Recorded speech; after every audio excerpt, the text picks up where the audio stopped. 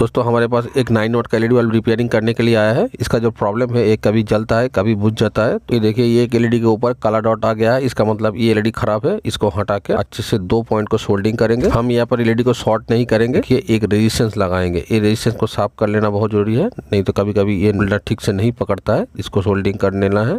ये देखिए 2 पॉइंट को सोल्डिंग कर देंगे रेजिस्टेंस को। अच्छे से साफ करने के बाद यहाँ पर फेविक्विक लगाकर रेजिस्टेंस को हीट सिंक के साथ चिपका देना है। दोस्तों आप जानते हैं रेजिस्टेंस का काम वोल्टेज को ड्रॉप करना। जब भी ये वोल्टेज ड्रॉप करेगा तो ये गर्म होगा, तो यहाँ से हीट जो है इसके अंदर चला जाएगा। तो ये आगे का एलईडी जो है ये खराब नहीं होगा। तो मतलब हर एक एलईडी का ऊपर जो वोल्टेज है ये सेम रहेगा। तो हम एक्सपेरिमेंट करने के बाद वीडियो लाते हैं। हम जानते हैं इस वीडियो में लाइक और सब्सक्राइब नहीं आएगा, फिर भी देखते हैं कितने लोग हमें सपोर्ट करते हैं।